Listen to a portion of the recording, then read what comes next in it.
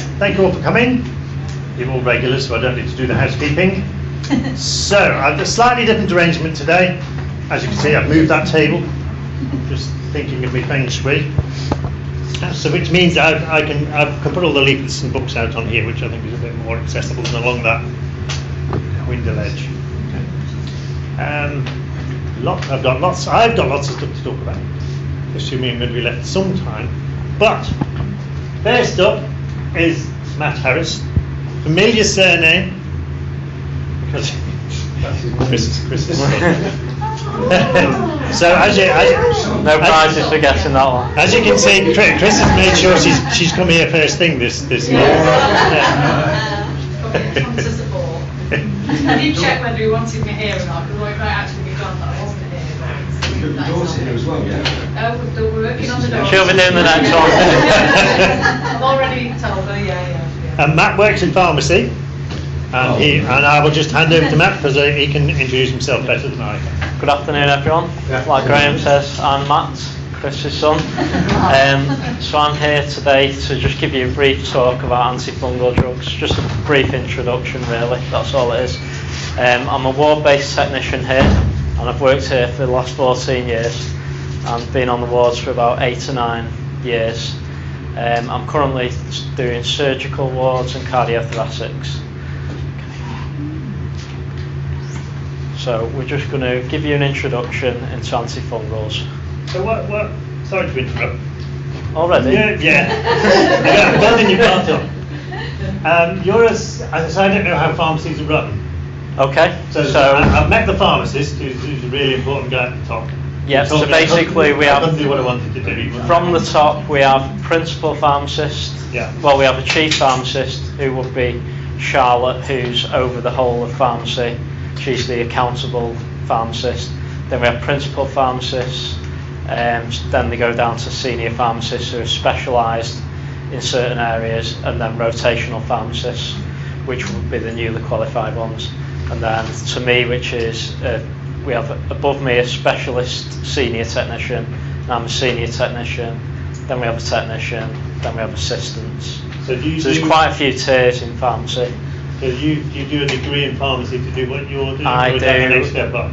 I do a BTEC, a diploma and an MVQ. Yeah. And I'm an accuracy checker, which means I check the drugs before they're released as well. Yeah. Okay. So we're just going to start with an obvious one. What are antifungals? So obviously treats fungal infections. How do they work? Depending on the drug, they work in different ways. They either work by killing the fungal cells or preventing fungal cells growing and reproducing. There's a variety, as you're probably aware, of different fungal infections, some very basic, some very complex. So some very basic ones where you can buy over-the-counter drugs for would be something like thrush, athlete's foot, and then we go to the very serious ones, which is Aspergillosis, fungal meningitis, which are more invasive infections. Okay. This is just a list of the different preparations you might have seen where antifungal drugs are available. We've got creams, which, as I say, can probably a lot of times be bought over the counter for treating very common things, thrush, athlete's foot again. Pessaries would treat thrush as well. Then we've got the most common one is oral medications, tablets or liquids. For the people who are here under our care on wards, a lot of times are on injections when they need something treating very quickly. Mouthwashes like nystatin for when you've got oral thrush. This can be caused by excessive antibiotic use as well, so we see that quite commonly. And then nebulized fungizone, where we're trying to get directly into the lungs. Okay. So I'll start with the first one. One of the more common ones. Got them all here. So this is fluconazole. This is actually one you can buy over the counter in a small pack size to treat thrush. So it's a common one. Just treats common yeast and fungal infections. Some of the side effects with these drugs are quite similar, even from the basic ones, from fluconazole to the more less common like itraconazole, which we're going to come on to later. Dizziness, headaches, nausea and vomiting. This is quite common with most drugs, to be honest. You can get GI upset, which is gastrointestinal, basically stomach upset, and some of these drugs also cause taste changes, as do a lot of antibiotics as well. Okay. Special instructions to look out for with these drugs. We always advise complete the full course, even if you're feeling better or you think it's cleared up. Whatever's prescribed for you, make sure you keep taking it. Try and take these drugs at the same time of day if possible. I usually advise all medications to be taken in the morning if they can be. Certain medications have to be taken in the evening, but I'd always say try and take all your tablets first thing so you don't forget as well. This one we advise avoiding PPI drugs, which is proton pump inhibitors, which you probably more commonly know as lansoprazole and omeprazole, drugs which basically protect your stomach from ulcers or indigestion remedies. You should avoid them within a couple of hours of having a drug like fluconazole, so you can still take them, just try and drop the dose back a bit later on, or vice versa. Storage for these drugs, liquids and capsules are actually kept at ambient temperature, which isn't very common for liquids. A lot of the liquids are fridge lines, but these ones are fine to be kept at room temperature. So Okay. given that those side effects, and therefore presumably toxicity, isn't that different to something like itraconazole? Yep, I mean, these are, when I say they're quite similar, these are more, this list isn't exhaustive, it's these are very common, like we go with side effects, we'll say 1 in 10 people, 1 in 100 people, 1 in 1,000. So these are just, even they're not the full side effects, these are just very common ones. But what you're saying, I know like itraconazole is more complex.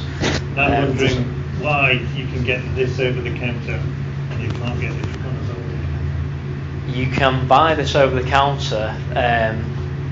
Not all pack sizes are available over the counter. It would be literally like probably one capsule. So this one here is a 1 capsule pack. This would just be a one-off dose that you'd get from Boots for treating thrush, and you'd probably have to speak to a pharmacist because it has a P on. Don't know if you're aware, like drugs are graded, so we have GSL, which is general sales list, which you can walk in a petrol station and buy. We have P, which means you have to consult the pharmacist, but you can still buy it over the counter. But you'd have to explain to the pharmacist what you needed it for, and they'd make a quick assessment and give it you. And then we have POM, which is prescription only medicines. So they're things that obviously a doctor has to prescribe for you to obtain. Because they're more dangerous, presumably. Yeah. Or more toxic, yeah. So it all depends as well on pack size, because like a 7-pack of fluconazole, like you were just asking, wouldn't be available over the counter, but this one is because it's just for a thrush treatment. But for like a candida infection, obviously a pharmacist won't be able to make that judgment over the counter. You'd probably have to have some blood tests or something to get to the bottom of it. It's kind of similar with paracetamol, isn't it? Yeah, you can't buy 100 packs. Yeah, exactly. And they wouldn't let me do that, buy one. Yep, it's exactly like that. Okay, so we'll move on to the next one, which is itraconazole. So itraconazole can be used for some of the more common fungal infections, but it's probably not what we call first line due to the cost of it and other preparations like we've just spoke about fluconazole. But it's also used for more serious invasive fungal infections. Side effects are quite similar again. Nausea, vomiting, rash is one with this one, and actually abdominal pain is quite common. So again, like in the stomach region, we have people have problems with this drug, and subsequent diarrhea can be caused from it. Special instructions with this would be, again, indigestion remedies aren't advised at the same time as day as you would take the tablet, and you should always carry on taking this unless you're advised otherwise by a doctor. Itraconazole is usually given twice a day, so we advise you to space the doses out evenly. So we'd advise someone to take it morning and evening. Try not to keep the doses too close together like lunch and tea, because it'll work better. And it's a capsule, so the capsule should always be swallowed whole and not broken. And again, the storage conditions are the same as fluconazole. Both the liquids and the capsules are kept at ambient temperatures. It's a few years now since I was on itraconazole. It was only for about 12 months or so. When the pharmacist gave me it, he said to me not to have grapefruit. Grapefruit, yeah. Yeah, he told me not to use grapefruit. Yeah, some of these, I think it actually affects the levels of the drug, grapefruit. I can't really explain to you why, but there's quite a few drugs that should be avoided with grapefruit juice as well, like statins. It's just inhibition of the cytochrome B450. Sorry? It's just inhibition of the cytochrome B450 breakdown enzymes. There we go. Going to be taking my job off me, this, right? Thanks for that. I didn't mention there's a pharmacologist in the audience. Could have told me that before we started. Next on the agenda is one some people are probably quite familiar with, voriconazole. So we use this actually as one of the first lines for invasive aspergillosis. I put there with the side effects. This isn't actually a side effect, but it's just a caution that people are on it are probably aware it needs severe monitoring with liver and kidney functions.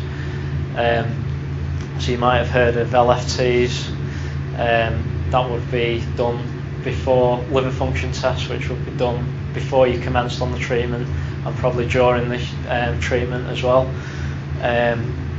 Another common side effect with this is photophobia.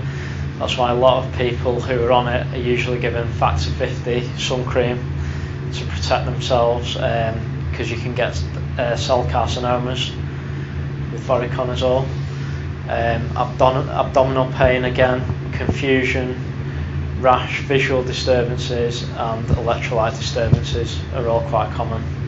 Can I just chip in with a bit of my own story? Yeah, of course. I went on holiday to New Zealand on voriconazole. Yeah. And wore a hat, factor 50 sun cream, I was factor 60, and wore it all over me, covered myself up all the time. Yeah. I breathed through my mouth, and I got sunburn inside my mouth. Oh, really? Because the brim of my hat didn't quite come far and forward. I've heard it's very common with like the facial part as well, like especially your lips. So it is very important actually, and it's strange actually, on discontinuation of the drug it completely clears up, but obviously a lot of people aren't in a position to just discontinue the drug. So it was actually found during the study, and again I can't tell you the reasons for it. I don't think the study's like quite conclusive as to why that happens. They just think it's one of the components in the drug that causes that. But yeah, it's very important. We did send our patients to Salford and they've got a photobiology laboratory and they did some reports on it, but I don't know what, as you said, what the outcome of that was fine. We could chase that also. So obviously from what we just spoke about, avoid direct exposure to sunlight, and you would quite often from the doctor be given some factor 50 total sunblock if you commenced on voriconazole. Any persistent nausea and vomiting or signs of jaundice, you should immediately speak to a doctor, because obviously this can relate to the liver side of it. So even though you'll be getting tests, like it's helpful to just depending on how far your tests are apart, to just highlight anything like that if you're on that drug. You should actually take this medicine on an empty stomach or a couple of hours after food as well. In terms of storage, the tablets are room temperature and the liquid's actually stored in a refrigerator until the point of it being reconstituted. So as soon as we add water to the drug and shake it and stuff, then it's room temperature. Okay. Why do you have to take it on an empty stomach? I couldn't tell you that off the top of my head, I'm afraid. Sorry, but it's just, yeah, it probably is, to be honest. It's just advice from the manufacturer more than anything. See, with side effects, if you've got there, if you've got persistent nausea and vomiting, to go and see your doctor. Yeah. But on the previous slide, you talked about gastrointestinal problems and things like that. Yeah. Which so you're saying, didn't like, seem to be as severe. So how do you make the judgment if you're at home whether to talk to your doctor or not?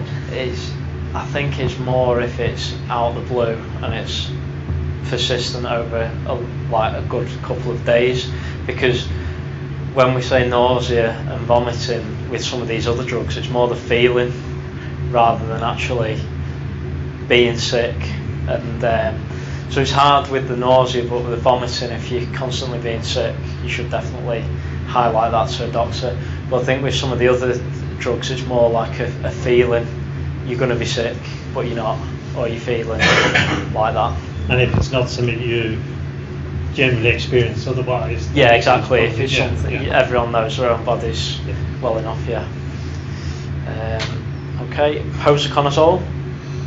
So this is kind of going down the second line. It's usually used in patients intolerant to other, like the next step up, other antifungals like voriconazole. So again, invasive aspergillosis is what it's used for. Side effects, abdominal pain, fatigue with this one, headache, drowsiness and dizziness. Yeah. Key things to note with posaconazole is, I don't know if anyone's had the liquid and been switched to the tablets. The liquid and the tablets aren't interchangeable, so you might find if you've been on the liquid and you switch to the tablets, it'll be a different dose to what you've been used to on the liquid, because the liquid was twice a day and the tablets are usually twice a day initially and then once a day after it's been loaded. That's just to do with the bioavailability of the drug, I think. You should take this one with or after food. Again, your liver function will be monitored before the treatment and also during treatment. And the tablets, a lady before actually asked me about cutting the tablets, and it's a modified release preparation. So my advice would be to just swallow them whole, not to cut them, because it can affect the release of the drug. And storage is ambient for both tablets and liquid with this one. Okay, anyone got any questions up to now? No. Okay. Other antifungal drugs or things that come in the same bracket, I don't know if anyone's aware of the Fungizone, which is actually an injection which is nebulized. Is anyone on that currently? So you know about, you can use the same vial for 24 hours. Yeah, so you use the morning dose and the evening dose out of the same vial, and to store in the fridge. Yeah. Takes up the whole fridge, of course. Yeah, in a big bag. And isobuconazole. I can't even say that one, but it's one of the new ones. I prefer Cresemba. It's easier to say. It's one of the one of the very new ones, which is licensed to treat invasive aspergillosis, which hasn't long been on the market. It's still very expensive. Yeah. Now, this is if anyone's interested in knowing more, there's just a couple of websites there. You're probably aware of them anyway. The National Aspergillosis Centre, patients.org, aspergillosis.org. and obviously Chris's phone number. So throw that on there. This one, I don't know if anyone's familiar with this medicines information helpline though. That's quite useful if you have any queries or things that you're unaware of. You should contact them because there's fully qualified pharmacists in there who can help you and give you any advice, anything you read about in the instructions you're unsure of, want to clarify. That's really useful. Okay. Is that a 24-hour? Office hours? I'm afraid it's not. It's a 9 to 5 helpline, but I would advise you, if you can't get through to there, to ring the dispensary because we're open at weekends as well. Are you allowed to phone Chris 24 hours, sir? Yeah, I'll give you the mobile after. Has anyone got any questions? You said, sorry. No, come on, I can't. You said that you've worked here for about 9 years or so. I've worked here for 14 years. Did you work on Doyle Ward? I haven't worked on Doyle Ward, actually. No, I haven't. That's one place I've not been. Can I just... I've done... No, the guy who worked on Doyle Ward, I think his name was Chris. Yeah, Chris. Yeah. He was really good. Yeah. Really helpful. Yeah. Because you saw him every day. Yeah, Walk around every day. the ward-based technicians... I got more information off him than I did off anybody else in the building. Well, the ward-based technicians are there every day, and they're responsible not just for when you come in, they do a background of history of what medicines you should be on. They're responsible for looking after your medicines during your stay, but also at discharge. They should be getting your medicines prepared, but then also going through it with you, which is what we call patient counselling. So they should go through everything with you before you discharge. Yeah, it was very good. Yeah. Anyone else? Do you see many prescriptions for terbinafine after? Terbinafine, it's actually quite rare. We do see prescriptions for that. That's more like common fungal infections. Yeah, we don't see it that much, to be honest. I mean, if it's designer issue, if it's a matter infection in the skin. I just wondered if it was used. No, we don't see that one much. Well, they're two totally different. Two different types. Terbinafine works on the same biosynthetic pathway that the azoles work on. Yeah. Yeah. This is where the oxygen. If I rang you from a pharmacy, could they help me with my problem with Aspergillosis? I would recommend that, yeah. I would. So like we spoke about before, which I didn't actually mention in there, which I should have done, posaconazole, they said with the liquid it will be better with like a more fatty meal, and it's to do with the distribution of the drug. It wasn't meant to be as necessary with the tablets, but I would suggest maybe moving it to your biggest meal of the day, rather than, because your breakfast is probably your smallest meal of the day. So if you're saying your levels aren't, if you're saying your levels are a bit low, but by all means feel free to definitely mention it to the prescribing doctor, and you can try the medicines information helpline. I'm sure they'll be able. The medicines information department works by basically they've got all the references at their fingertips, so whatever you ask they can look that up for you, and they can speak to the manufacturer, they can look at drug databases, everything. So yeah, I'd recommend that. Is the nystatin suspension? Yep. Is that available without prescription, or is it prescription only? The nystatin's a prescription only. And again, it's also to do with the size of the bottle, really, because it's a 30ml bottle, which would last a week of treatment. That's why it's prescription only. A lot of the things you buy over the counter are just for like immediate, quick fixes. The GI consultant, because my GP was always reluctant to let me have it, but the GI consultant said, I know when I need it and when I don't, and he recommended I just have it, but you know, I've had 2 doctors retire in 5 years, and it's not as easy. Yeah, it's not But, as easy. you know, it's not to do with the antifungals, because I'm not on antifungals at the moment, but I do nebulise antibiotics. Okay. Can they cause GI upsets? Which ones is it? I'm on tobramycin now. I was on Tobramycin. I was on colomycin for many years, and I've just been switched to It is among the tobramycin. side effects. Because I've been having I'm not sure to what problems. extent, but it is among the side effects. GI disturbance, as is the case with most antibiotics.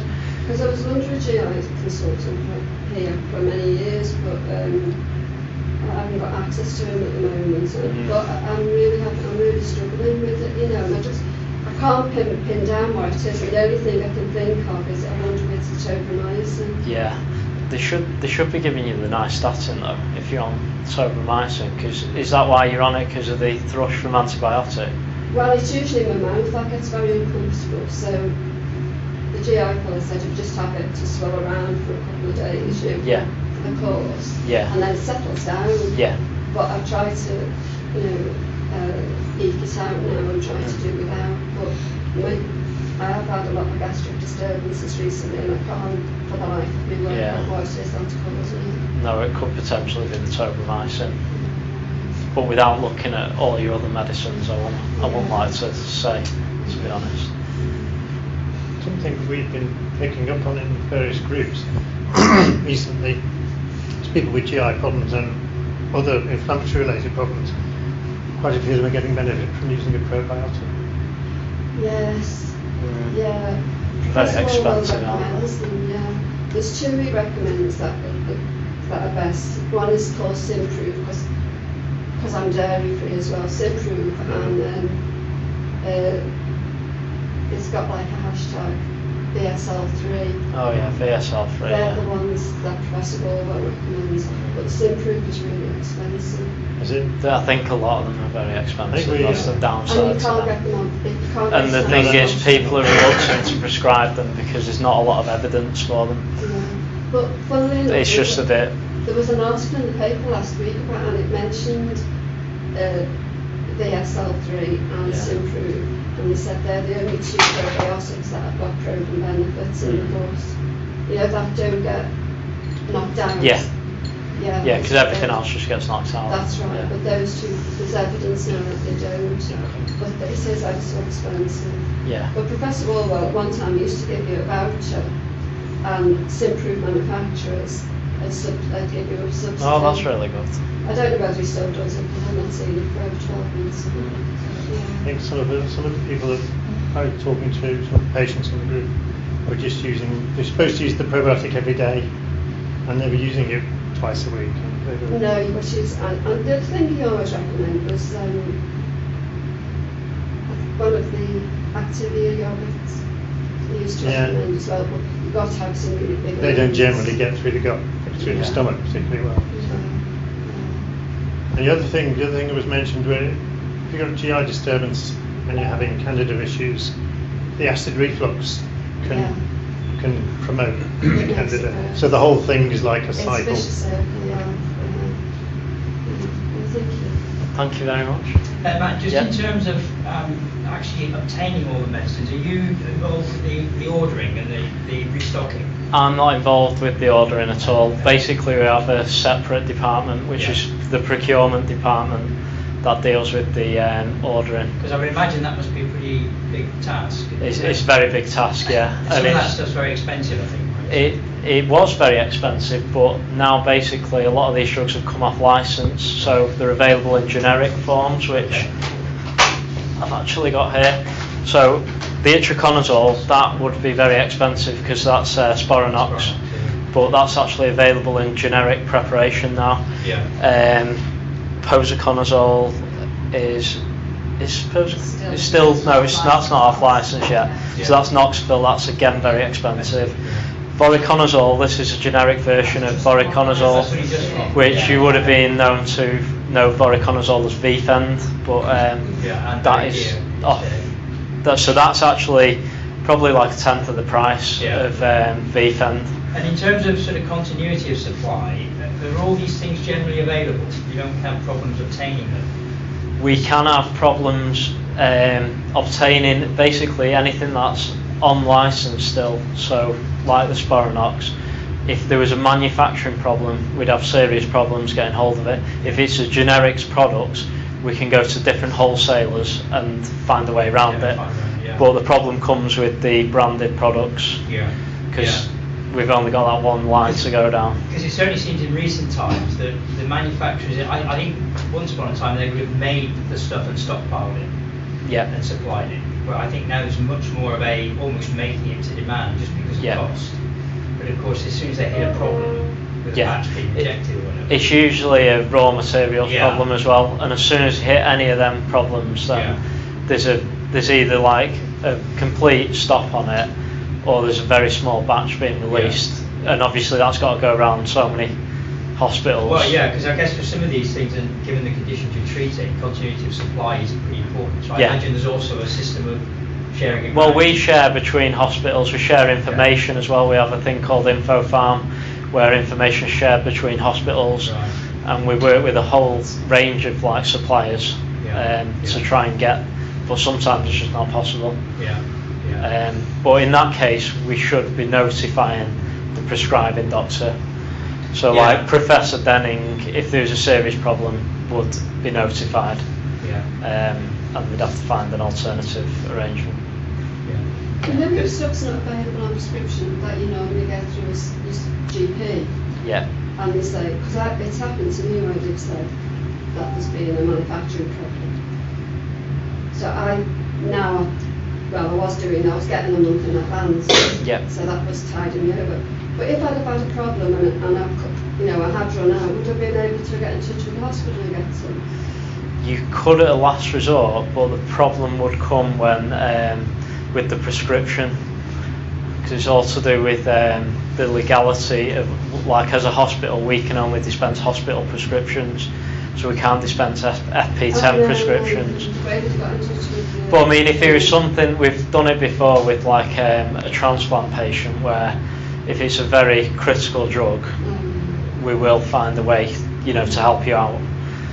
But it's not ideal at all, really. I think that's why Matt put mine on the row next to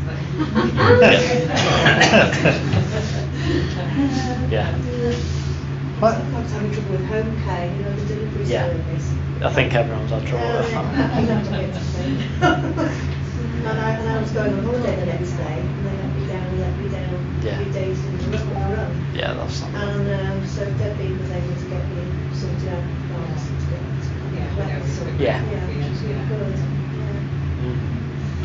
So quite back 2011, I think it was. There was a fungal infection outbreak of CNS fungal infection problem, because there's something called a compounding facility in the States was preparing, I think it was a steroid drug. And then so they sort of seem to buy it in, process it into another form of the drug, and then they sell it on. They sell it on, and there were problems all over the States. There were 150 people died, I think.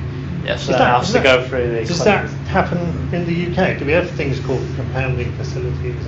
No, but basically the way to get a drug on the market here is very difficult, and it's a very long process through clinical trials and things. So that kind of stuff shouldn't be happening.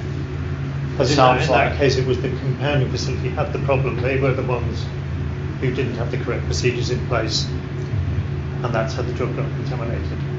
Yeah. I don't know. So I was wondering. Into fecal paper, into the spine. Yes. Yes, I don't think it got out of the States. I think it was restricted to a particular company. I mean, do your pharmacy do these specialist preparations, or do you buy them in from a specialist? We haven't, basically to manufacture anything you need a license, and we don't, as a hospital pharmacy, we don't have a license. You need a manufacturing license to prepare anything. So in terms of like, we can, like a liquid, we quite often reconstitute, but it's all, the drug's ready to go. We don't like make any manufacture any drugs or So anything like that. you don't do anything? Not even creams. Like creams are quite commonly manufactured at other places, even like basic creams, but you have to have a license to do that. Even, you know, as a pharmacist, can do, I don't know, let's say ketoconazole cream will be diluted 1-to-1 with aqueous cream. No. Because I mean, as a pharmacist can prepare that. A pharmacist has the knowledge to prepare it, but they wouldn't be able to do it legally under this hospital pharmacy, because the hospital pharmacy is the releasing of the products. It's releasing under our name, which won't be okay.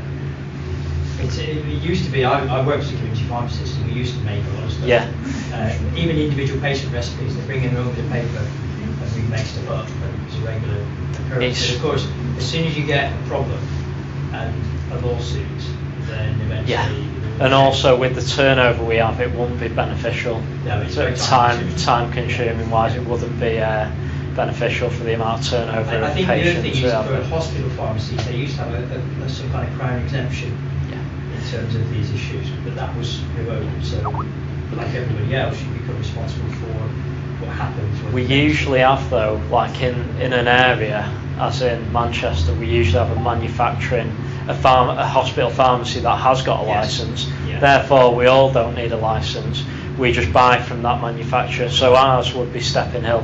Yeah. Stepping Hill has got a manufacturing license, so we can buy products off them.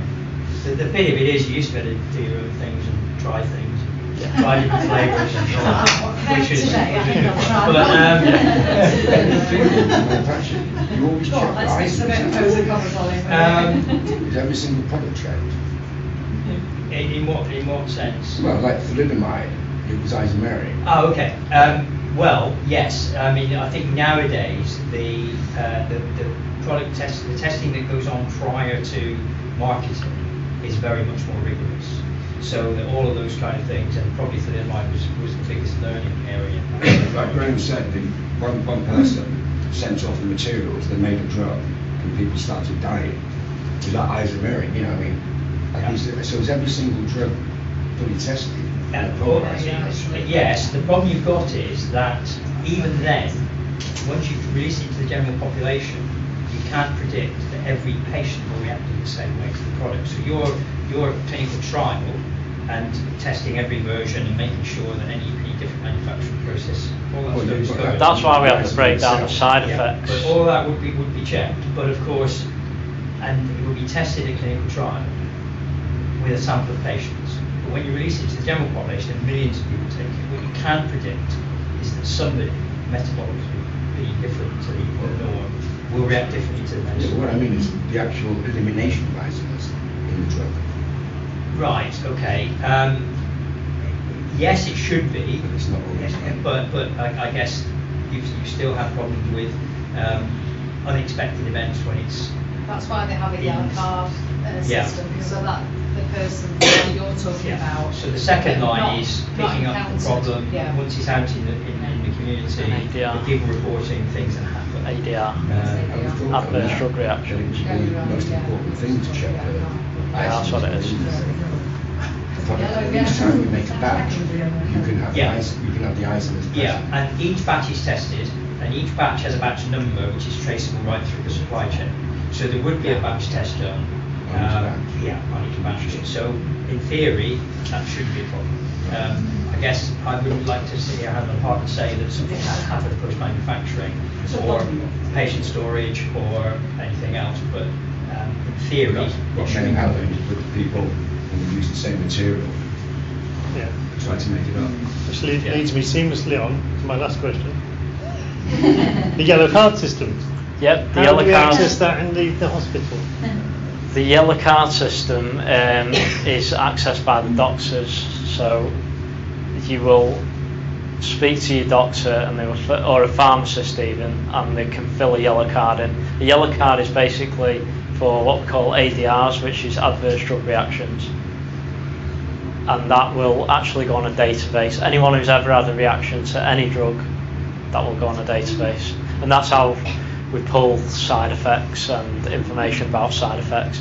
and that's why we have the breakdown of, you'll see in information leaflets, quite often people are put off because it literally says you might have anything from this drug. Most old drugs seem to cause diarrhea and constipation. Yeah, that's what I mean. They're even contradictory in the, so that's how you would do it anyway.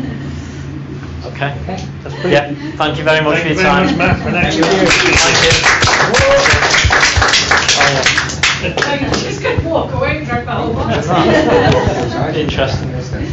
Thank you very much. Thank you. Cheers. The space between the essence combined. Right, great time. New year. Just a reminder, this is happening. I think we talked a lot about it last month, but some of you weren't here last month. This is going to happen in Portugal in early February.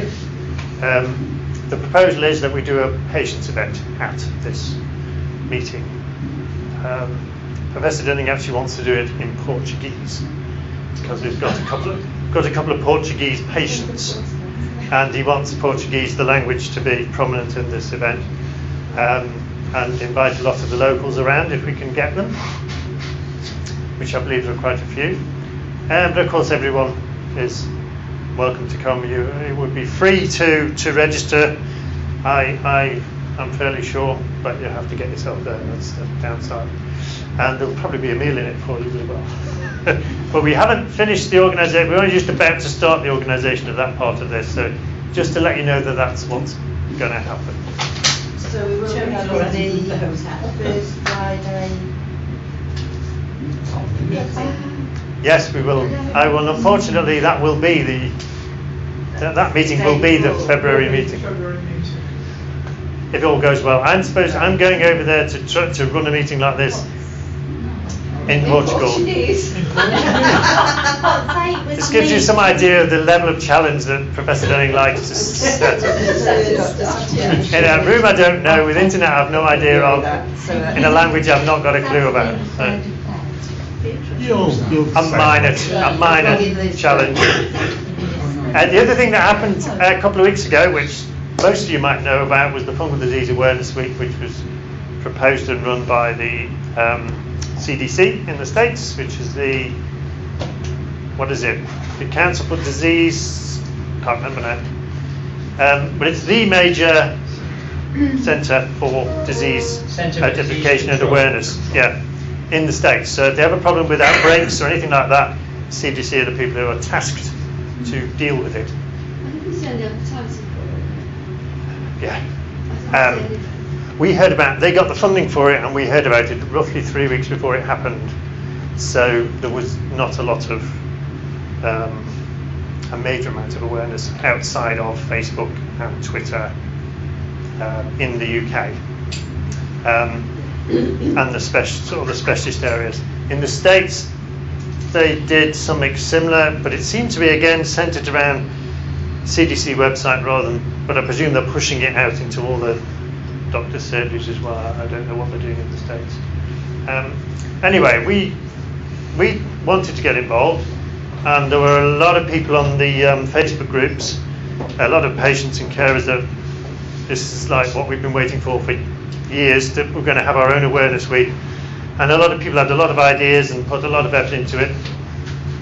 So that resulted in a series of short videos, which I showed a couple of months. Was it last month? Oh, these are These were the ones. We work with a company. The hospital pay for us to run a bit of PR through a company called Good Work, who are based in London, who entirely coincidentally have members of staff who used to work here, who now work in this company. So they help us with these,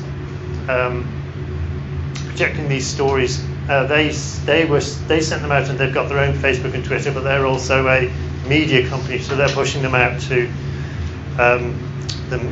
all the different news media in the UK and abroad, I think. So they did that bit, but we took these and put them on the Fungal Infection Trust website, which looks like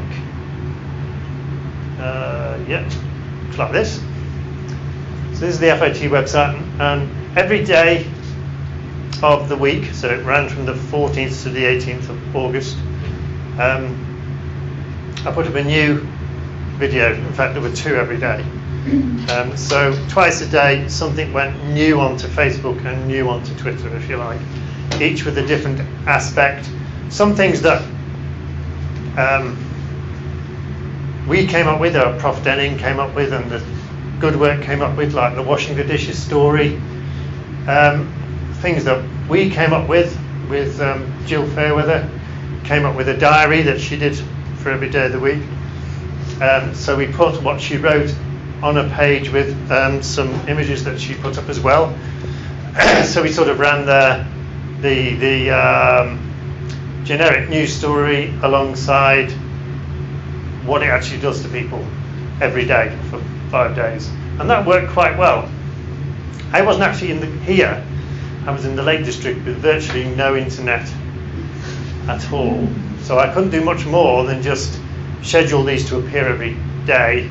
And I did actually manage to, if you have things like this in Facebook, you can promote. So there's a little button that sometimes comes up, and Facebook says, do you want to promote this?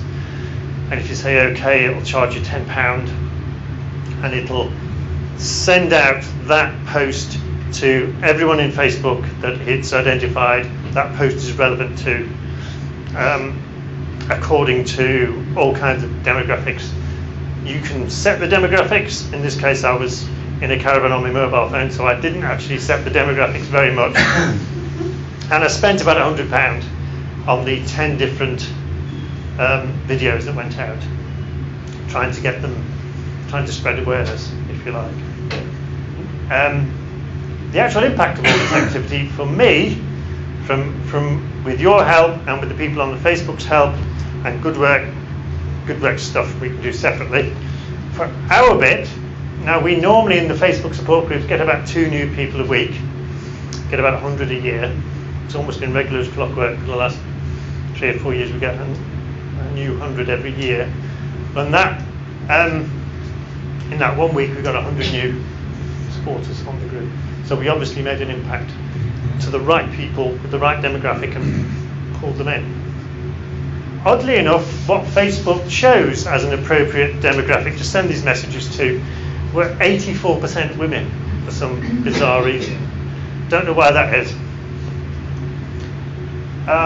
They sent them out to 24,000 people, so about 22,000 women and 2,000 blokes. And 1,300 actually clicked to go onto the page. So what's that? That's about 5%? 5%, ish. Which is actually, doesn't sound very much, but that's not bad for this type of thing. So our content was attention grabbing. It seems to have gone to an appropriate audience, and it was relatively successful. Cost about £140 to do it.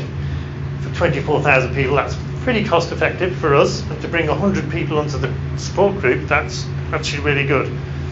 This was restricted to all my efforts were just in the UK. So we reached a lot of new people.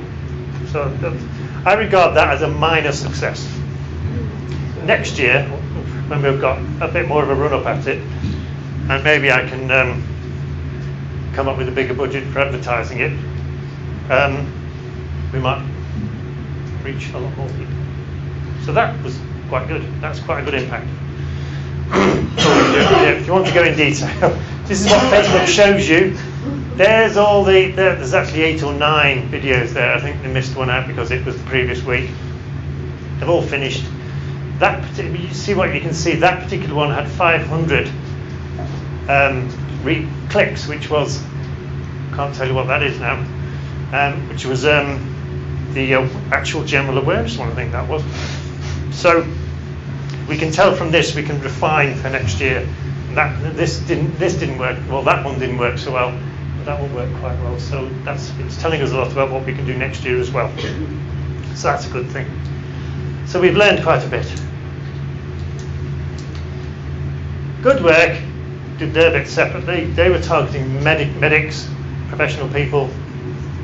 Again, they were doing it a bit half-cocked because they'd only had a couple of weeks' notice. They managed to get the word out to 20,000 people, and about 10,000 of them reacted in some way, so they clicked on the link or something. I'm not clear exactly what they did. I presume it was international in their case. And there, I will be able to get more details about that when they send them to me. But their campaign cost, 3 times more than my campaign? So, arguably got, their campaign was a little bit more successful in that they got more reactions than mine did. But then they were going for a different type. So I think, considering we made use of the week quite well. Twitter, everything that I put on that website also went into Twitter, which is just a news dissemination media that has been made famous by a certain American president now. You can actually count how many people read your Twitter. So on the ones that went out, it's a great big long list, so I couldn't count them all, but approximately 5,000 people read our Twitters as well. So there's more, and they can retweet, which is where they've seen it and they said, yes, copy that to everyone I know as well. And 4 or 5% did that, which is actually the best possible reaction in Twitter. So just to tell you, we reached about 50,000 people, patients and medics. We spent about £540. 100 more people in the support group. That's the most tangible thing to me that was successful. Lots of data to work on for next time. Plus now, because we made such a big deal out of it, the CDC know who we are, which is really quite useful because they are quite good at handing out funds and interest and diverting people our way. So yes, so thank you all very much for your help in that, because I think we made something of an impact, and we'll do better next year. It was in the middle of the whole thing was held in the middle of August, which isn't great for UK. We've all gone on holiday, including me. But apparently in the States the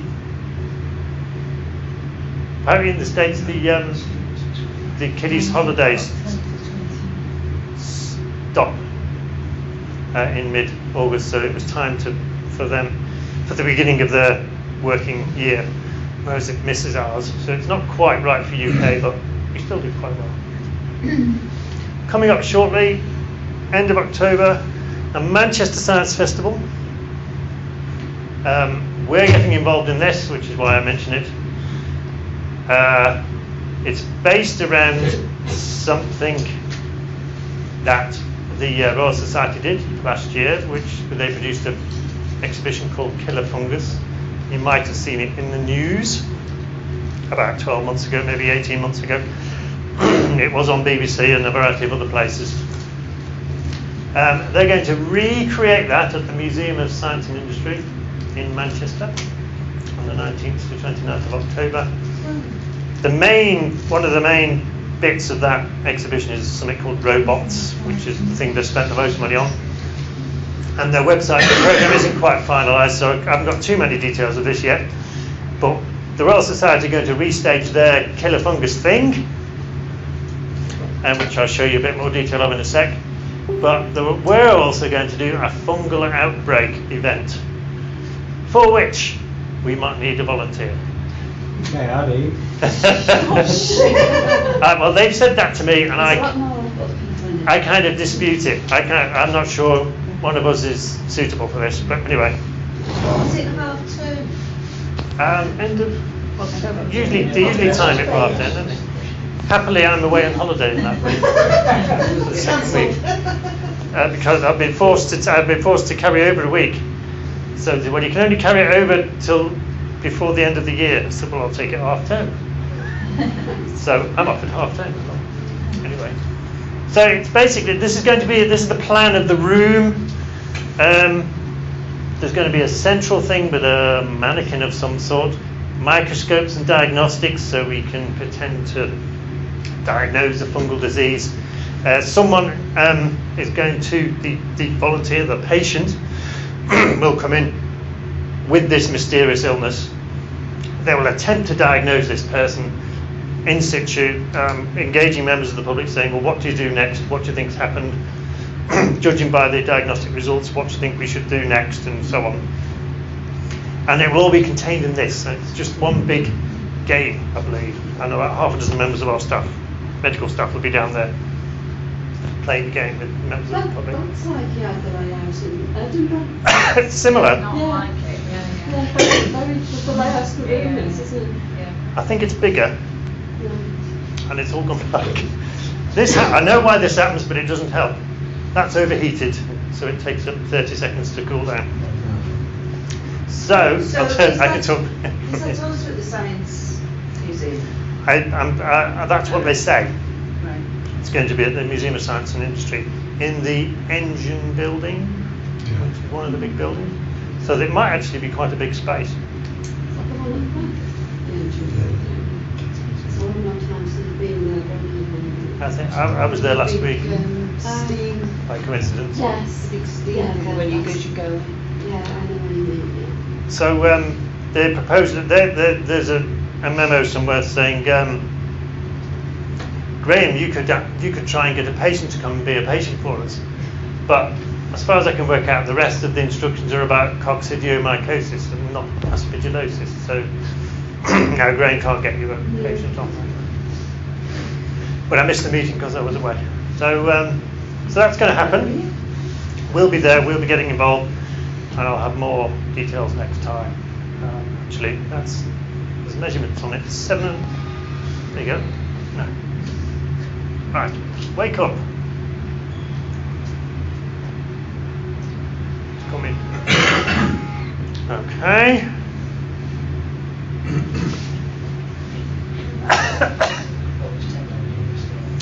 I have acquired a cough since I was here last.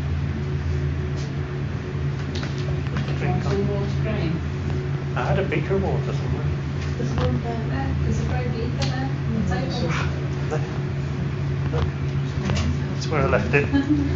Oh, and this is an outbreak consultation room. So obviously this is where we're going to contain the outbreak, and it's all going to be very realistic. So that sounds fun. Now, we can probably finish the day off doing this.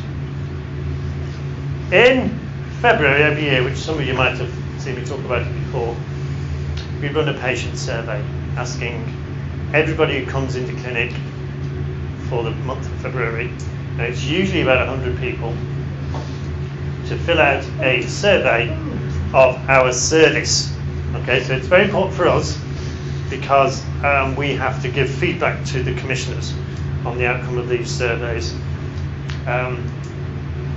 But it's also an opportunity for us to find out if there are any problems with the service, if there are any gaps, any requirements. So it's important that we ask you to comment on this information.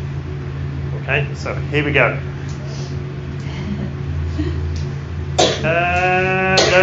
There were just over 20, I think it's 22 questions, but I boiled it down to about 20. So, I will just summarise the findings of the survey. It starts off quite well. Waiting times. So the first question was, are you very satisfied, quite satisfied, unsatisfied, or very unsatisfied with waiting times at reception, doctor, to see a nurse, to blood tests, pharmacy, x-ray and lung function? And that's how most of these slides are constructed. And as you can see, most cases it's blue and red columns, which are the very satisfied or satisfied people across the board, with waiting times for doctors creeping up there.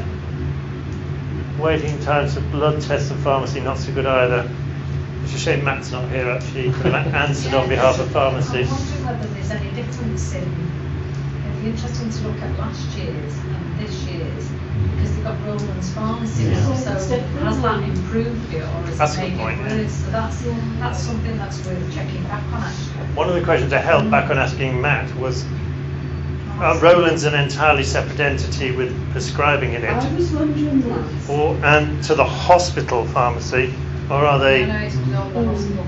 It's all hospital, but Roland's sort of. They just Roland's manage all the, There's a they shop, manage all the essentially. dispensing Yeah. for outpatients now. Right. And the ward's done within the pharmacy. Oh, right, so they've privatised outpatient. Yeah. Oh, I yeah. see. I think All there the probably, outpatient prescriptions. there probably would be a difference going in perception at least, because Roland's have set up what is pretty typically like a community pharmacy, which is very open. Yeah. So you can see them working, you can talk to them and so on. Typically within hospitals, the outpatient is a sort of a blank wall and people poking out through a hatch. So my guess is the perception will be different. Yeah. And my perception of Rather that than the actual. Well, not necessarily the reality. hospital Just pharmacy, because, yeah. they have a big sign up saying open at 9, and they weren't open at 9 when I went down there. So I perceived them quite poorly. Got a -1 mark for that.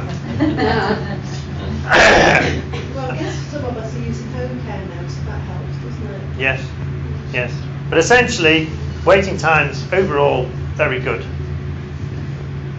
Okay.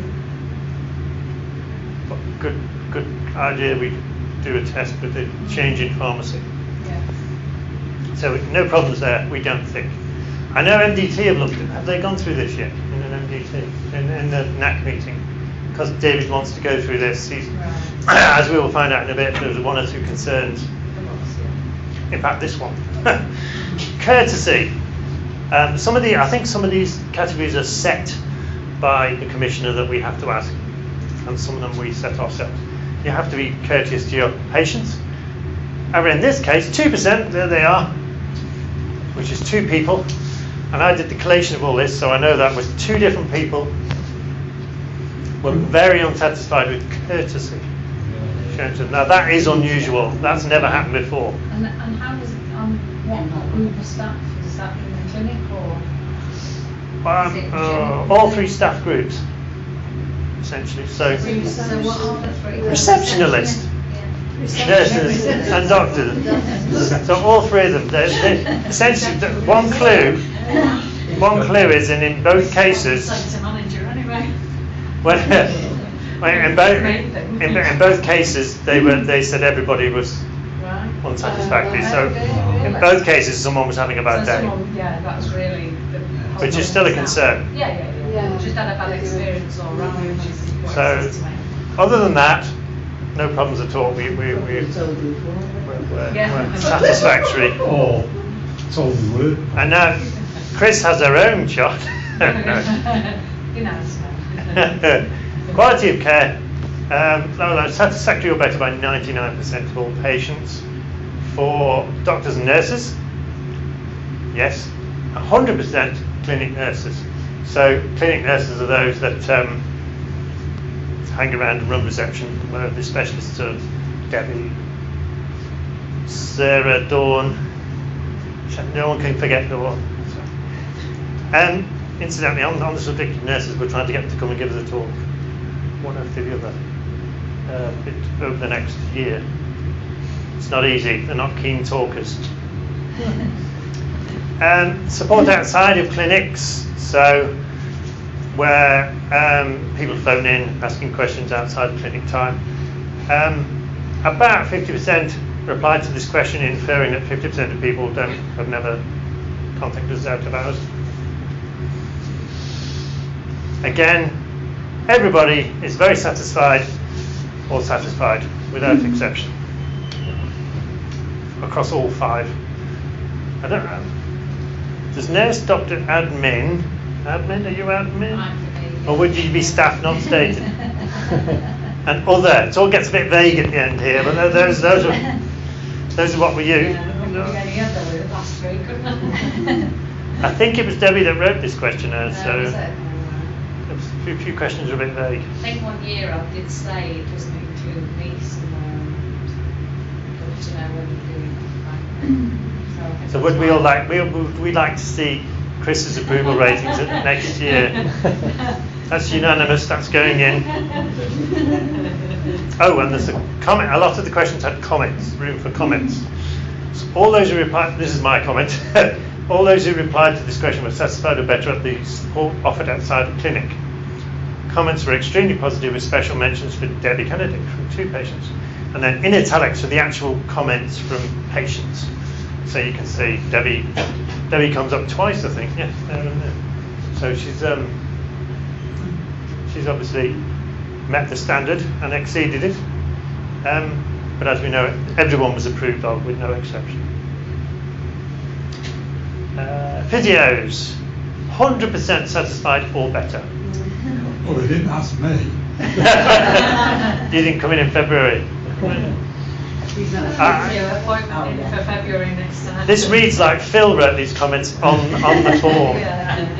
Very helpful patient coaches. Phil is very caring and helpful. It's true. And Rihanna's very Chief good. physio today, you've got to say it. Phil came and did our Skype meeting yesterday. Oh, did he? So we did a whole hour with Phil online. He was very good. So that's what physios, as usual, get away with it. Written information people are getting. This is getting a bit close to home now. 67% have received written information about their condition. That might be a little low, considering we're supposed to give that information out to everybody that comes into the clinic. So that might be cause for a little concern. I've never had anything like that. When you come to the clinic, do nobody ask you now whether you want a letter sent to you about consultation or not? Should you get one automatically? You should request it, we don't routinely You do want to it. request, because I know Georgina used to send letters out to me about We'll do it if you ask, but we don't routinely do it because some people don't want it, some people probably shouldn't have it, so there's various ways to say that. what's that letter about? Your own clinic letter, but you've got to remember it's sending the patient's clinic letter out to them, the contents, not everybody wants to know the contents of that. Some patients might worry about the contents and some people are better not having a copy. So our rule is that we don't send it unless you request it. If you request it, you're clearly satisfied at wanting to see what's in there. So is that the letter that goes to your GP? Yeah. So it's really more to protect you than that we're not informing you. We're happy to do it, but you just get some patients that worry too much about the condition, and then it becomes problematic, and they dwell on it and that. So we think it's safer not to. So there's the comments here, no clinic letters for the last 2 appointments. So similarly, people are... And if you do request it and you get one, and then suddenly you don't anymore, then you should just give us a ring and go, because sometimes what happens is it's not really picked up from... If you've had a letter in between to another doctor, where you wouldn't be copied, then we forget sometimes to pick it back up, so you just need to remind us, but that normally does happen. I think most of what this is about is the information leaflets like we've got down here. Yeah, so routinely what we used to do, and if it's not happening, we can get back onto that. We used to give a pack out to new patients, so you come into the service and you're given a pack with all the relevant leaflets about aspergillosis and various things, and you'd go away with that pack. And I think when all the staff changes, because we lost some of the nurses, I think that's gone by the wayside. So again, I could compare the last couple of years. I think that's probably what that means. I think we're not getting, I believe the side people for what I've picked up coming to these meetings. Well, Prof goes on about that quite a lot because they have a folder, so you can request any leaflet at any time. Whatever the topic, if we do a leaflet, they're supposed to have them all in clinics, so we just pull you one out. And he has done them, The thing is, if you don't know what... No, exactly.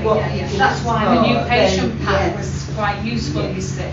But then some people later might say, chest clearance. Oh, well, we've got a leaflet on that. Can I have a leaflet? And so really, this should be what would be useful, I think, is if they somewhere in the clinic put a list of what available leaflets for our service, so that when people are sat there, they can think, actually, I wouldn't mind a leaflet. There is a list in the booklet.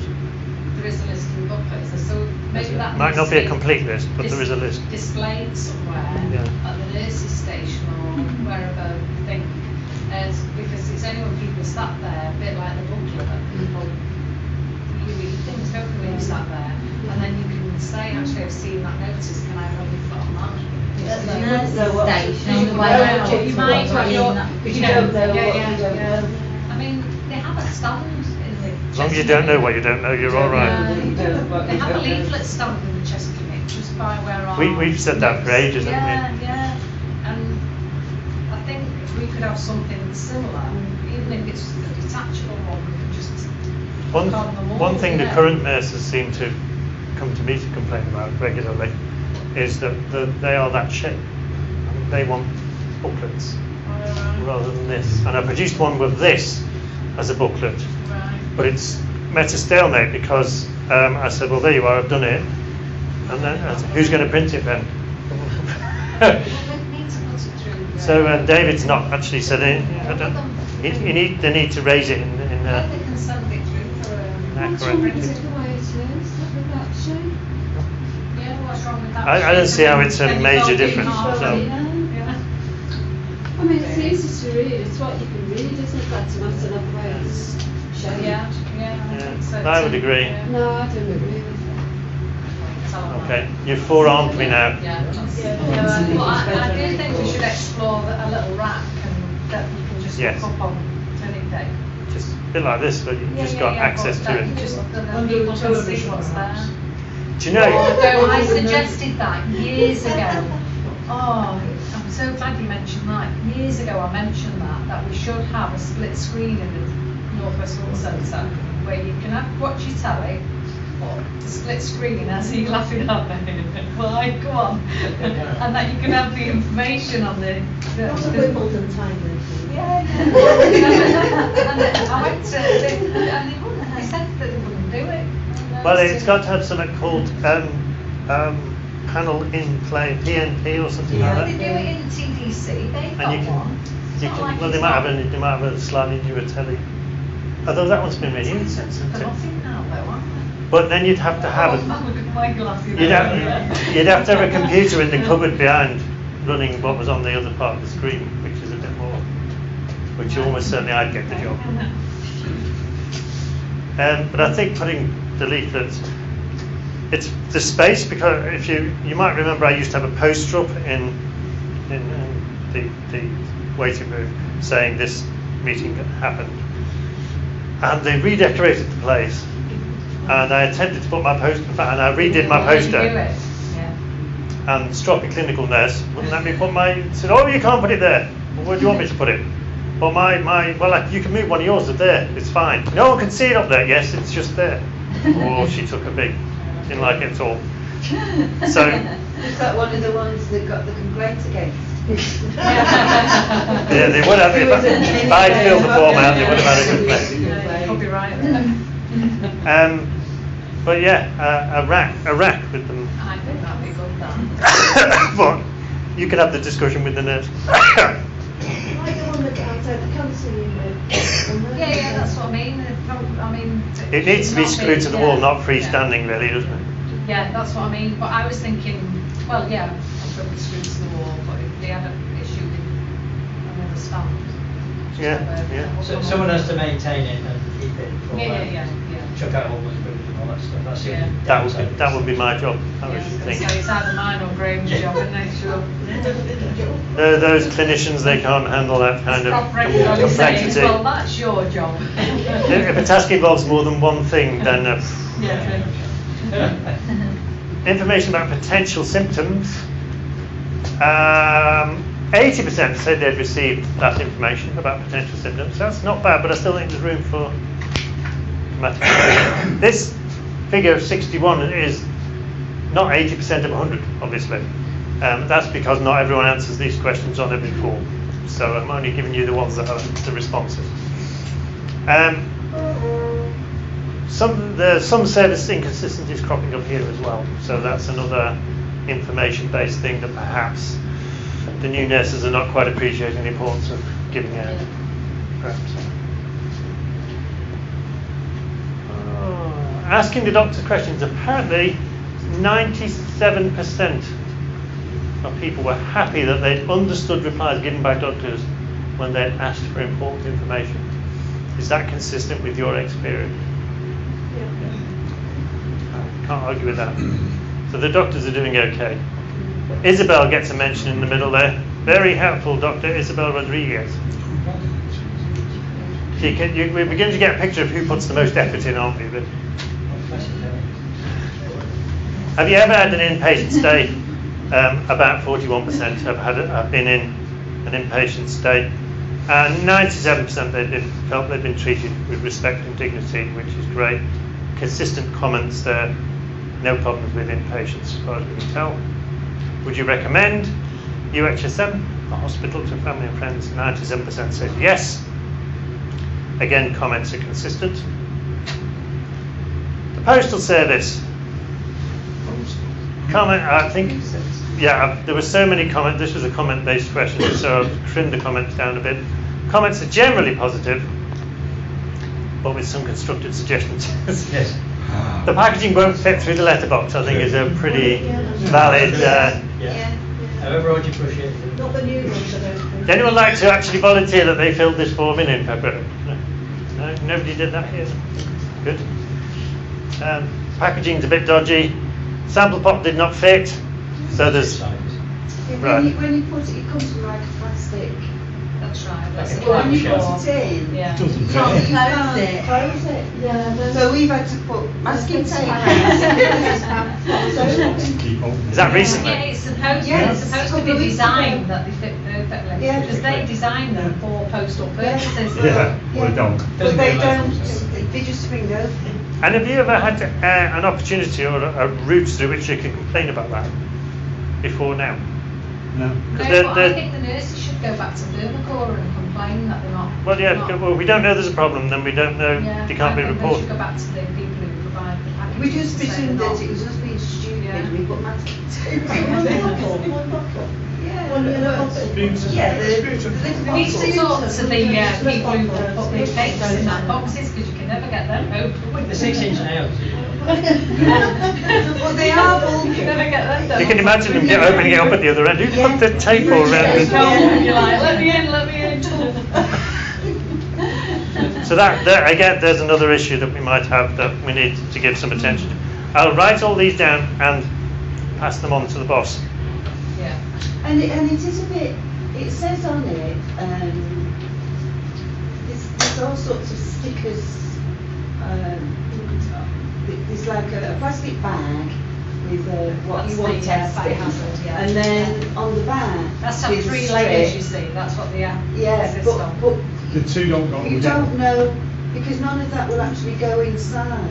Right. That box that you're packaging No. it in, and that box won't go in the Plastic bag. So my question for you, because I don't do that side, I'm aware of it, but I don't. Does it come with adequate instructions? No. as to what No. is- No. And I think I raised this at a meeting and I said, None at all. someone should produce a sheet Yeah. that goes out, that's slotted in with it, that gives clear, Yeah. step-by-step Because you sort of say, well, does that It's go? not that people are stupid, No. but it just gives you the reassurance that you can say, right, why are you not fasting? Right, I've done that, Yeah. done that, Yeah. and just go. Because, you know, it's, for some people, they've probably never done that before, so No, 'cause you it's have quite to worrying the produce fact that. when you put it in the envelope, you've got this beauty test, Yeah. this plastic thing that's being open, and then you've got the actual Sorry. what it's being tested for. Yeah, Separate. So Yeah. when they open the bag, you don't know that they're going to. Because you can't stick them That's together. not good enough for me. I think You you should can't have- stick them But together. I think at our last MAC meeting I mentioned about producing it, and they went, oh no, we do, we put a letter and I'm not And the letter sure. needs a I've feedback. never seen anything. Need a feedback phone number to say it's not all going together. What do I do? Yeah, what next? Because I'm guessing So that they this- will sometimes receive samples that aren't labelled. Yeah. There must be a failure rate. In fact, actually, well, now you mention it, that's why I said they needed the letter, Yeah. because the lab at the MDT, that's what it was, said that they've got samples and they won't process them if they've not been labelled Yeah. up They properly. should be feeding back what percentage are not labelled, what percentage do they throw away because they cover the tape. Yeah, yeah. All right, see you. Can of No, worms that's fine, there. absolutely fine. Yeah, I know, of course. I think, If you go to the clinic Yeah. and ask them to give you a sputum test Yeah. thing to take up the post, Yeah. they'll give you what they gave me. And Right. you'll So see you can try exactly, it. and just try it. Because that's all they do, they just Right. give you the bits. I think- If you take one to the MDT and tell, Yeah. all right, you put it together. You can do it. It's a demo, yeah. Yeah. But it's simple Very things like, satisfactory. you sit here, you assume, you get the pot, you put it in the plastic bag, you put it all in the clip packaging. Yeah. Well, no you don't, because No. if you put it in the plastic bag, it won't go in the clip No. packaging. Right. So Oh, first of all, you've got you this need to thing get there, that, because yeah. you're so used to, whenever Yeah. you've got a sample, you put it in one of those bags and you see Yeah. it. Yeah. Well, no you don't, because it No. won't then go in the packaging. So Yeah. it's immediately Yeah, counterintuitive, and it's you know. frustrating, that. I Yeah. find that really irritating, Yeah. and like you say, and then, like you say, it doesn't go through the You lab. just ask one, if you want, if you haven't learned, It's that's all what fit you in the do. post now. You've got to Just take it ask into one the of post the nurses. and hand it to a person. Right. And it tells you to There's also been a bit of an issue with taking a blood from GPs.